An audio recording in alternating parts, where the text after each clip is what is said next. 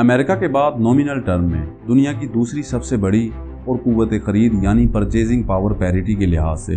دنیا کی تیسری سب سے بڑی اکانومی، جس کی GDP 2024 میں ایسٹیمیٹڈ 19.35 ٹریلین اور پرچیزنگ پاور 26.64 ٹریلین ڈالر ہے، اور 27 ممبر سٹیٹس کی ایک سپر نیشنل پولیٹیکل اور اکنامک یونین، جس کا آغاز باضابطہ طور پر نومبر 1 1993 کو ماسٹرکٹ ٹریٹی کے نافذ ہونے پر یورپین یونین کے نام سے ہوا، جو ایک جیو پولیٹیکل ادارہ ہے جس کی یورو کرنسی امریکی ڈالر کے بعد دنیا کی دوسری سب سے بڑی ریزرو اور تجارت کی جانے والی کرنسی ہے۔ ان 27 ممبر میں سے 20 ممبر یورو زون میں شامل ہیں، جو ایک دوسرے سے ڈالر کی بجائے یورو میں ٹریڈ کرتے ہیں، اور شنگن ایریا جس میں اس یونین کے 25 کنٹریز شامل ہیں۔ ان کنٹریز نے اپنی باہمی سرحدوں پر تمام پاسپورٹ اور دیگر تمام قسم کے بارڈر کنٹرول کو ختم کر دیا ہے، جہاں یورپی یونین کے شہری، وزٹر اور غیر یورپی یونین کے رہائشی محفوظ اور آزادانہ طور پر سفر کر سکتے ہیں۔ ان ریاستوں نے ایک کے طور پر کام کرنے پر اتفاق کیا، جن کا مقصد امن کو فروغ دینا، اس کے شہریوں کی بھلائی، امیگریشن کو ریگولیٹ کرنے، کرائم کی روک تھام، سروسز، کیپٹل اور لوگوں کی انٹرنل مارکیٹ میں فری موومنٹ کو یقینی بنانا ہے۔ کامن فارن اور سیکیورٹی پالیسی کے ذریعے اس یونین نے ایکسٹرنل ریلیشن اور ڈیفنس میں ایک کردار ادا کیا ہے۔ یورپ میں ڈیموکریسی، پیس اور ہیومن رائٹس کی ترقی پر کردار ادا کرنے پر اسے 2012 میں نوبل پیس پرائز ملا۔ یہ پوری دنیا میں پرماننٹ ڈپلومیٹک مشن کو برقرار رکھتا ہے اور World Trade Organization, United Nation, G7 اور G20 میں اپنی نمائندگی کرتا ہے۔ اس کے انٹرنیشنل اثر و رسوخ کی وجہ سے اس کو ایک ابھرتی ہوئی سپر پاور کے طور پر بھی بیان کیا جاتا ہے۔ اس کے ممبر سٹیٹس دنیا میں امریکہ اور چائنا کے بعد اپروکسیمیٹلی تیسری بڑی دولت کے مالک ہیں۔ 2010 میں ریونیو کے حساب سے دنیا کی 500 top of the list corporation میں سے 161 کے ہیڈ کوارٹر EU میں تھے۔ تو اس ویڈیو میں آپ دیکھیں گے کہ کیسے ایک اتنی بڑی یونین جس میں 10 سے بھی زیادہ کنٹریز اب بھی شامل ہونے کے خواہش مند ہیں، وہیں پر آخر ایسی کیا وجہ بنی کہ دنیا کی 6ٹھی سب سے بڑی نیشنل اکانومی اور گلوبلائز اکانومیز میں سے ایک یونائٹڈ کنگڈم کو یورپین یونین چھوڑنا پڑا۔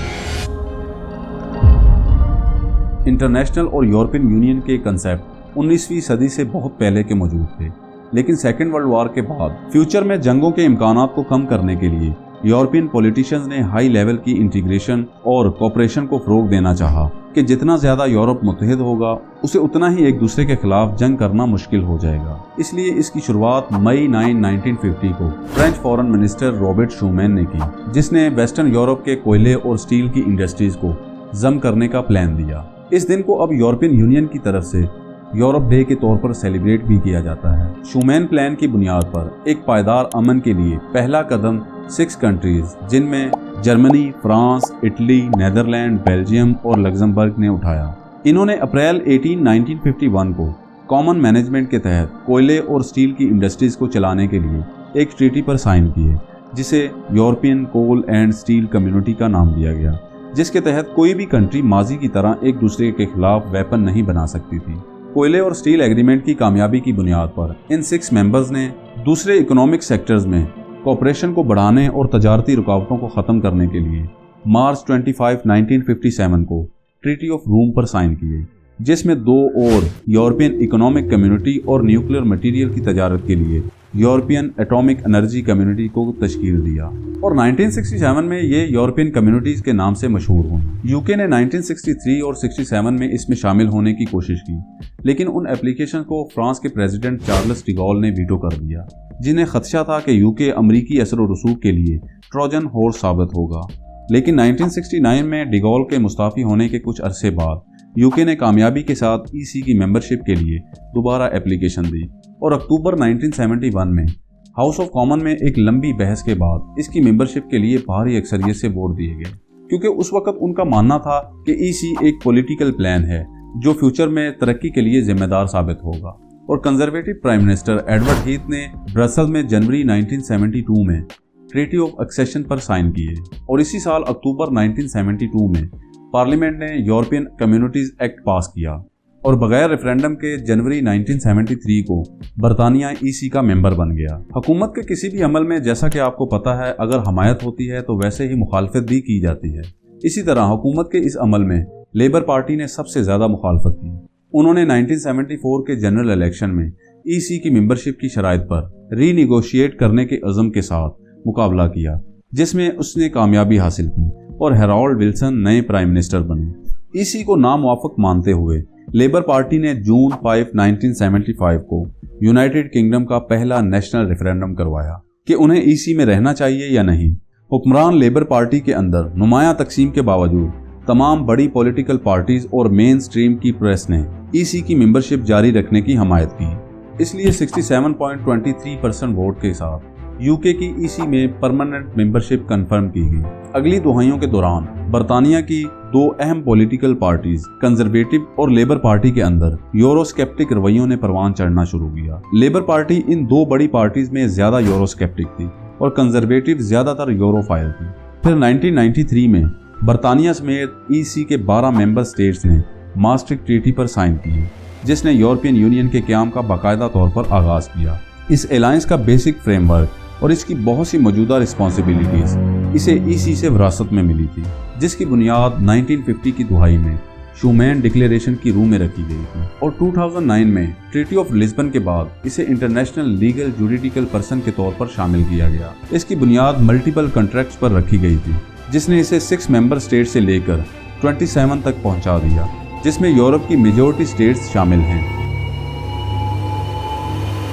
मास्ट्रिक्ट ट्रीटी के बाद यूके में यूरोस्केप्टिक ग्रुप की पॉपुलैरिटी में इजाफा हुआ। यूरोस्केप्टिज्म एक पॉलिटिकल पोजीशन है जिसमें यूरोपियन इंटीग्रेशन पर क्रिटिसिज्म किया जाता है। इसमें दो किस्म के लोग पाए जाते हैं, एक वो जो यूरोपीय यूनियन के कुछ इदारों और पॉलिसीज़ की मुखालफत करते हैं और इसमें रिफॉर्म चाहते हैं, और दूसरे जो इसकी सिरे से मेंबरशिप की मुखालफत करते हैं, क्योंकि उनका ख्याल है कि इंटीग्रेशन कौमी खुदमुख्तारी को नुकसान पहुंचाती है। इसमें डेमोक्रेटिक और ट्रांसपेरेंसी का फिकदान है और ये इमिग्रेशन की हाई लेवल में हौसला अफजाई करता है, या ये ख्याल कि ये न्यू लिबरल ऑर्गेनाइजेशन है जो वर्किंग क्लास की कीमत पर बड़े बिजनेस अशराफिया की खिदमत करती है, कि वो किफ़ायत शारी के लिए जिम्मेदार है और प्राइवेटाइजेशन को आगे बढ़ाता है। इसका अक्सर पॉपुलिस्ट पार्टीज में ज़्यादा रुझान पाया जाता है और वो इस तरह की बहुत सी वजूहात की बिना पर ईयू पर तनकीद करते हैं, और इस वजह से यूरो बारोमीटर के किए गए सर्वे से पता चलता है कि 2007 से 2015 तक यूरोपीय यूनियन और इसके इदारों पर एतमाद में ज़बरदस्त कमी आई थी। इस अरसे में ये मुसलसल 50% से नीचे था,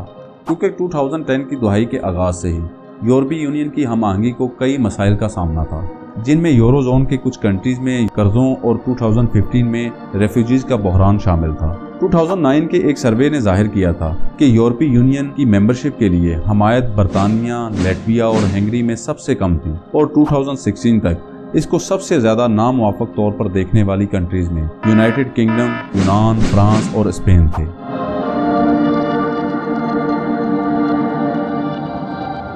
तो जैसा कि मैंने आपको पहले बताया कि 2010 के आगाज़ से ही यूके में यूरोप्रस्ती में इजाफा हुआ था, और ख़ास तौर पर 1993 में मास्ट्रिक्ट ट्रीटी को अप्रूव करने के वोट ने एक मजबूत यूरोस्केप्टिक रद्द-ए-अमल को जन्म दिया, जिससे कंजर्वेटिव पार्टी डिवाइड हो गई। और मई 2012 में नेटो की सरबराही इजलास में बरतानिया के प्राइम मिनिस्टर डेविड कैमरून और फॉरेन सेक्रेटरी विलियम हेग ने यूरोपीय यूनियन के रेफरेंडम को कंजर्वेटिव पार्टी के यूरोस्केप्टिक विंग को रवायत के तौर पर इस्तेमाल करने के ख्याल पर डिस्कशन की, और जून 20, 2012 को 3 क्लाजेस पर मुश्तमिल प्राइवेट मेंबर बिल उस वक्त के यूरोस्केप्टिक एमपी डोगलस कार्जवेल ने बरतानिया को यूरोपीय यूनियन की मेंबरशिप खत्म करने और यूरोपीय कम्युनिटीज एक्ट 1972 को कैंसिल करने के लिए हाउस ऑफ कॉमन में पेश किया, लेकिन इसमें कोई भी पेशरफ्त ना हुई। इसके बाद मजीद 2 बिल और पेश किए गए, जिस पर किसी भी किस्म की कोई कार्रवाई ना हो सकी। फिर 2013 में कैमरून ने अपने बहुत से मेंबर ऑफ पार्लियामेंट के दबाव और यूके इंडिपेंडेंस पार्टी के उरूज से ब्लूमबर्ग लंदन में एक स्पीच में वादा किया कि अगर कंजर्वेटिव ने 2015 के जनरल इलेक्शन में पार्लिमानी अक्सरियत हासिल की तो वो बरतानिया की मेंबरशिप पर रेफरेंडम करवाएंगे कि हमें यूरोपियन यूनियन छोड़ना चाहिए या नहीं। कंजर्वेटिव ने अक्सरियत से इलेक्शन विन किया और इसके फौरन बाद European union referendum act 2015 parliament में पेश किया गया ताकि रेफरेंडम के अमल को काबिल बनाया जा सके। कैमरून बेसिकली ईयू में रहने के हक में था, इसलिए उसने 2014 के अवाइल में ईयू की मेंबरशिप की शराइत और कानून में चेंजेस के लिए एक पैकेज की सजेशन दी ताकि वो उन पॉलिसीज को ख़त्म कर सके जिन पर यूरोस्केप्टिक ज्यादातर क्रिटिसिज्म करते हैं और यूके EU के साथ ताल्लुकात में रह सके। इन पॉलिसीज में इजाफी इमिग्रेशन कंट्रोल, मौजूदा यूरोपीय यूनियन के शहरियों के लिए इमिग्रेशन के सख्त लॉज वगैरह शामिल थे। इस पैकेज को यूरोपियन काउंसिल के प्रेसिडेंट डोनाल्ड टस्क ने एग्री किया। 18 और 19 फरवरी 2016 को ब्रसेल में यूरोपियन काउंसिल की मीटिंग में तमाम 27 कंट्रीज ने इसे अप्रूव किया और यहाँ तक कि EU ने कैमरून को एक इमरजेंसी ब्रेक की भी ऑफर की, जिससे बरतानिया को नए इमिग्रेंट्स के आने के बाद पहले 4 साल तक उनके सोशल बेनिफिट्स को रोकने की इजाजत मिल जाती और ये ऑफर ब्रेक्जिट रेफरेंडम के वक्त भी टेबल पर थी। इन तब्दीलियों और ऑफर्स का मकसद रेफरेंडम में रिमेन के हक में वोट देना था और ये यूरोपीय यूनियन में बरतानिया के मौजूदा ऑप्ट आउट और रिबेट के अलावा थी। एग्रीमेंट के अप्रूव होने के बाद कैमरून ने इसे बरतानिया को EU के अंदर खुसूसी हैसियत देने के तौर पर बयान किया और फौरी तौर पर ऐलान किया कि वो और बरतानिया की हुकूमत दोनों एक इस्लाह शुदा यूरोपीय यूनियन के अंदर रेफरेंडम में रिमेन वोट के लिए कैंपेन चलाएंगे। और फरवरी 20, 2016 को कैबिनेट की एक स्पेशल मीटिंग के बाद कैमरून ने जून 23, 2016 को यूरोपियन यूनियन रेफरेंडम एक्ट 2015 की दफात के तहत इन आउट रेफरेंडम करवाने का ऐलान किया, जिस पर बरतानवी पार्लियामेंट पहले ही एग्री थी। उसने मजीद कहा कि बरतानिया की हुकूमत बरतानवी पब्लिक से सिफारिश करती है कि उन्हें एक इस्लाह शुदा यूरोपीय यूनियन का मेंबर रहना चाहिए। इसके बाद रेफरेंडम कैंपेन शुरू हुई। कंजर्वेटिव इसमें न्यूट्रल थी, लेकिन कैमरून ने पार्टी सपोर्ट के बगैर रिमेन वोट के लिए कैंपेन की और इसके साथ फ्यूचर की prime minister Theresa May, Mary Elizabeth और former prime minister Tony Blair, John Major और गोर्डन ब्राउन शामिल थे और लीव कैंपेन में बोरिस जॉनसन और ऋषि सुनक जैसी शख्सियात शामिल थी। कैंपेन में पब्लिक को डराया गया कि अगर वो यूरोपीय यूनियन छोड़ने के लिए वोट देते हैं तो वो किस तरह गरीब होंगे और CBI, IMF, OECD, IFS experts का एक उलझा हुआ मिक्सचर जो कहता था कि इकोनॉमिक ग्रोथ रोक दी जाएगी, बेरोजगारी बढ़ेगी, पाउंड गिरेगा और बरतानवी कारोबार यूरोपीय यूनियन से बाहर किसी की जमीन में रह जाएगा। बैंक ऑफ इंग्लैंड ने रिसेशन के इम्कानात को बढ़ाया, जबकि ट्रेजरी ने कहा कि इसे इनकम टैक्स बढ़ाने, स्कूल्स, नेशनल हेल्थ सर्विस और डिफेंस पर अखराजात कम करने पर मजबूर किया जाएगा। मजीद अमेरिकन प्रेसिडेंट ओबामा ने कहा कि बरतानिया अमेरिका के साथ ट्रेड डील को हासिल करने के मामले में कतार के पीछे जाएगा, लेकिन फिर भी इन सब बातों से पब्लिक कायल ना हो सकी। रेफरेंडम के दिन वोटिंग सुबह 7 बजे शुरू हुई और रात 10 बजे तक जारी रही। फाइनल रिजल्ट की अनाउंसमेंट फ्राइडे को जून 24, 2016 को इलेक्टोरल कमीशन की चेयरमैन जेनी वॉटसन ने की, जिसमें 51.89% EU छोड़ने और 48.11% EU ना छोड़ने के हक में वोट कास्ट हुए। इस रिजल्ट के फौरन बाद फाइनेंशियल मार्केट्स ने दुनिया भर में नेगेटिव रिएक्शन का इजहार किया। पाउंड 1985 के बाद अमेरिकी डॉलर के मुकाबले में अपनी कम तरीन सतह पर आ गया। ये सतह 1971 में ब्रेटन वुड्स सिस्टम के खात्मे और फ्लोटिंग एक्सचेंज रेट मुतारफ होने के बाद एक दिन की सबसे बड़ी कमी थी। कैमरून ने लीव कैंपेन कामयाब होने के बाद प्राइम मिनिस्टर और पार्टी लीडरशिप से रिजाइन दे दिया और उस वक्त की होम सेक्रेटरी थेरेसा मे ने उनकी जगह ली। पब्लिक ओपिनियन से पता चला है कि लीव वोटर का ख्याल है कि EU छोड़ने से यूके का immigration system, border control, welfare system और जिंदगी का म्यार बेहतर हो सकता है। लेकिन लीव को वोट देने की सबसे बड़ी वजह